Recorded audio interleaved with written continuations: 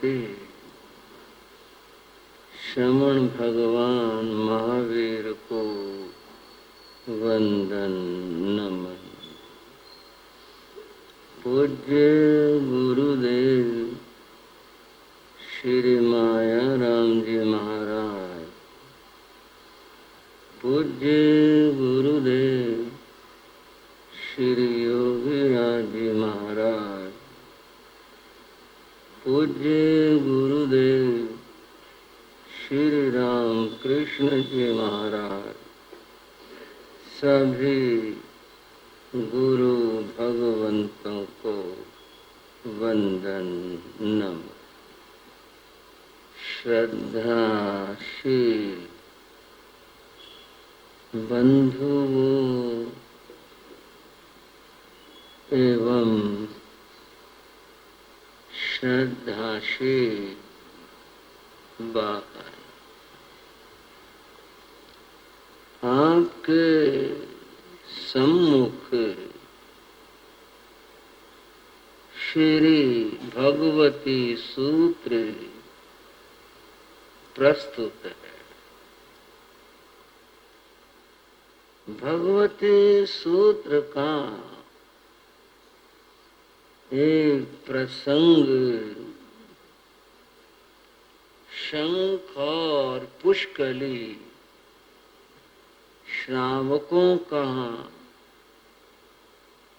आपके सामने चल रहा है। पूर्व कथा की केवल इतनी ही बात है कि इन श्रावकों में ये तय हुआ था कि भोजन करके हम भगवान के सानिध्य में संवत्सरण में चलेंगे और वहां पौषध करें। शेष काल का, शेष समय का जो भी है उसका हम पौषध करें। इसको लोग 10वां 11वां ऐसे नाम भी देते हैं। बस इतनी बात है, उस जमाने में ऐसा प्रचलन रहा होगा। उसमें एक बात बन गई, एक बात बना दी जाती है, एक बात बन जाती है सहज में। शंख के मन में तो ये आया, खाते हुए पीते हुए इतनी उम्र व्यतीत हो गई। शाम को आप भी थोड़ा थोड़ा सोच लेना कथा के साथ। ये चर्चा चले, कहीं अपने आप को फिट करके भी देख रही है बात, कहीं हमारी ऊपर भी है क्या। मैं क्यों नहीं 24 पोषण करूं,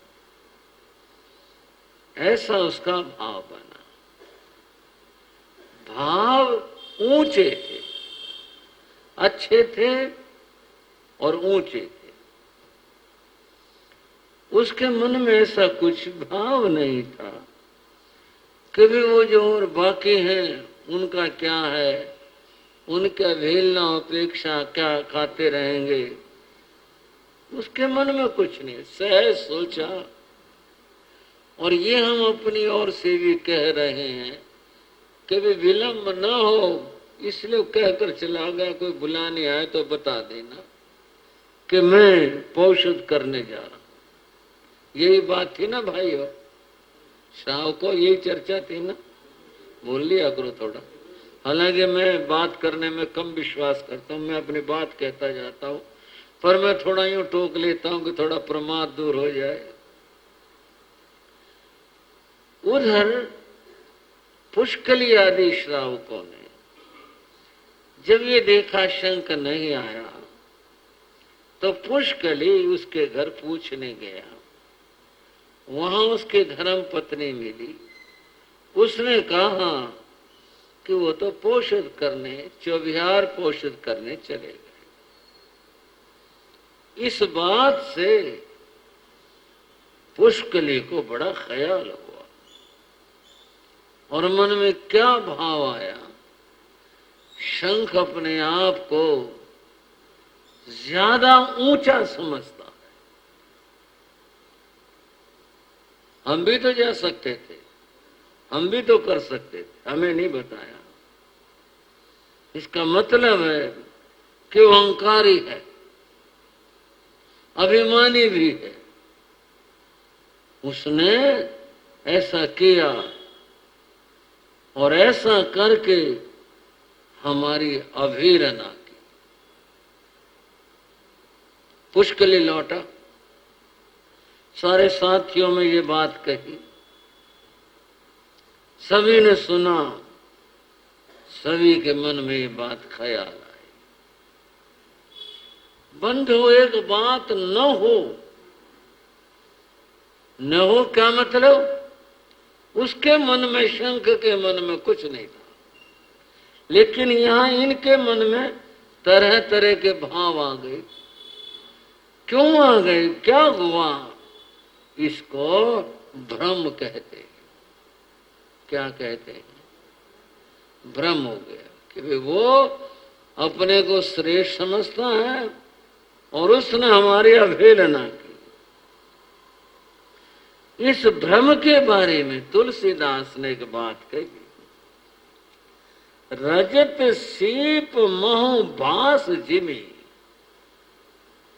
तुलसीदास कहते हैं जैसे कहीं सीप, जिसको सिप्पी आप कहते हैं, वो कहीं पर पड़ी हो, रास्ते में इधर उधर दाएं बाएं कहीं कहीं पड़ी हो,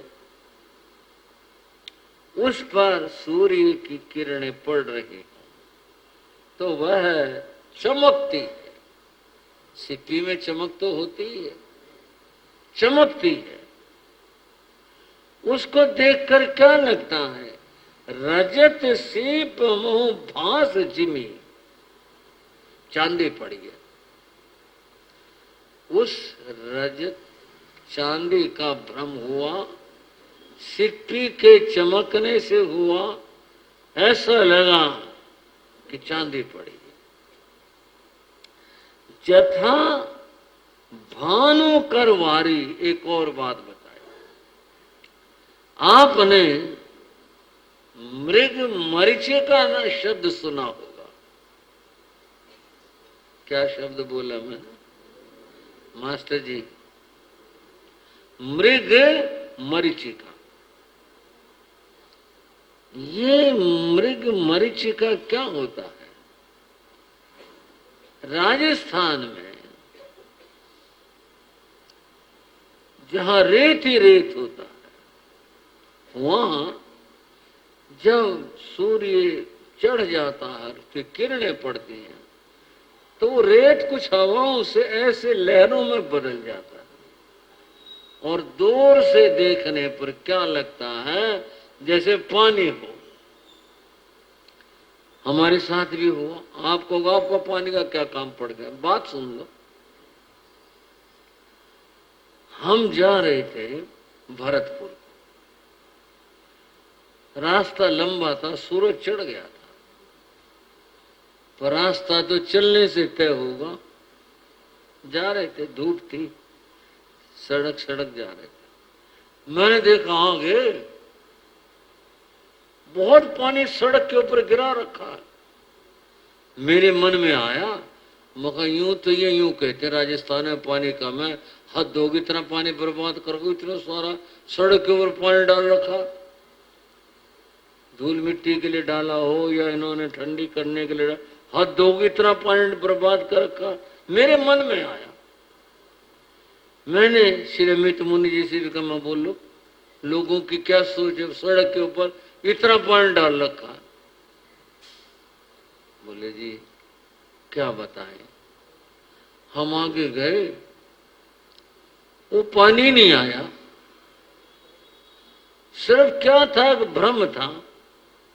भ्रम क्या था, वो सूर्य किरणों से सड़क पर कुछ ऐसा बन रहा था, दूर से पानी दिखाई देता था, पानी था नहीं वहां।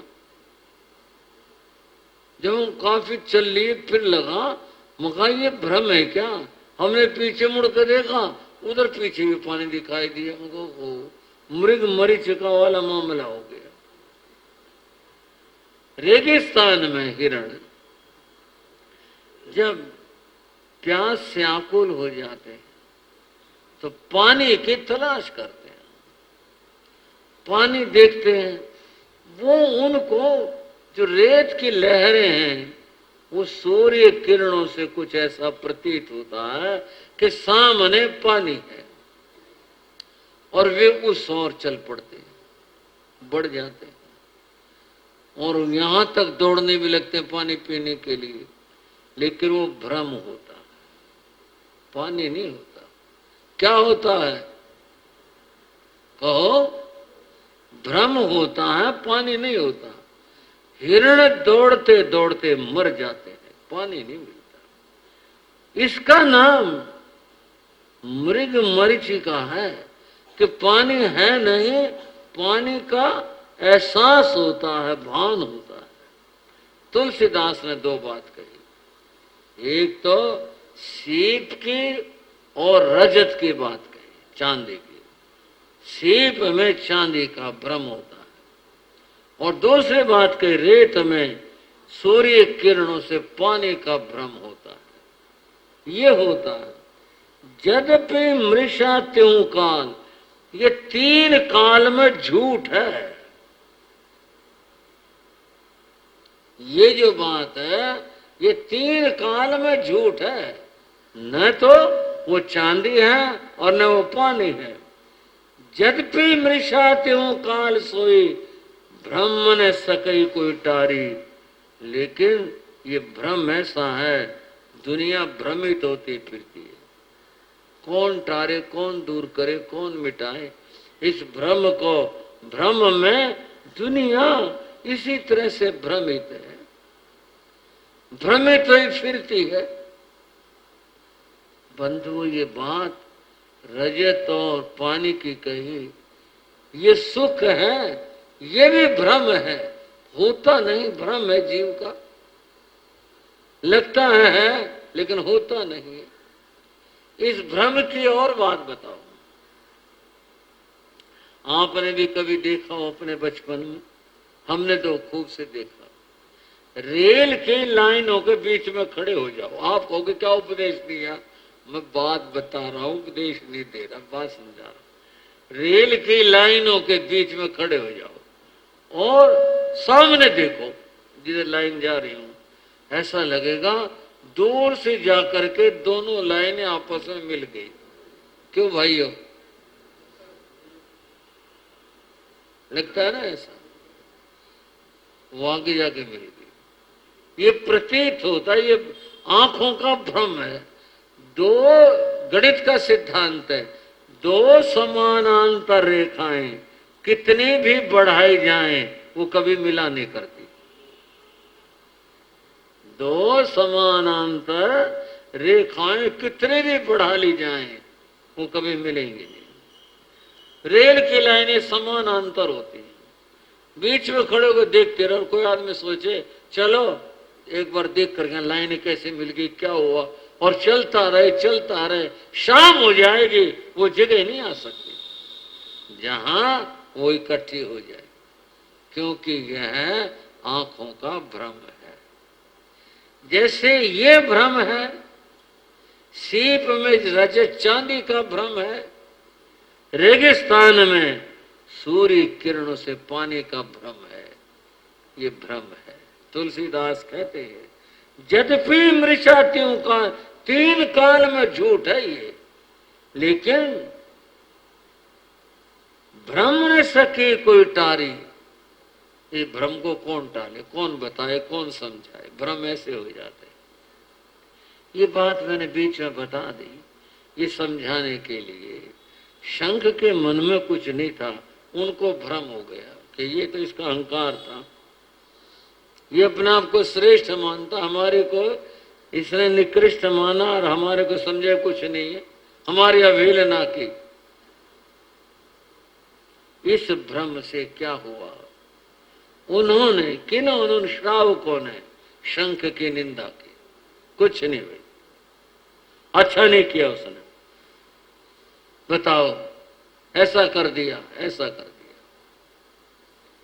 बंधुओं, कल मैं चर्चा कर रहा था, निंदा करना पाप होता है। यूं ही बोलना बिना सोचे बिना जाने, निंदा करना ये पाप होता है।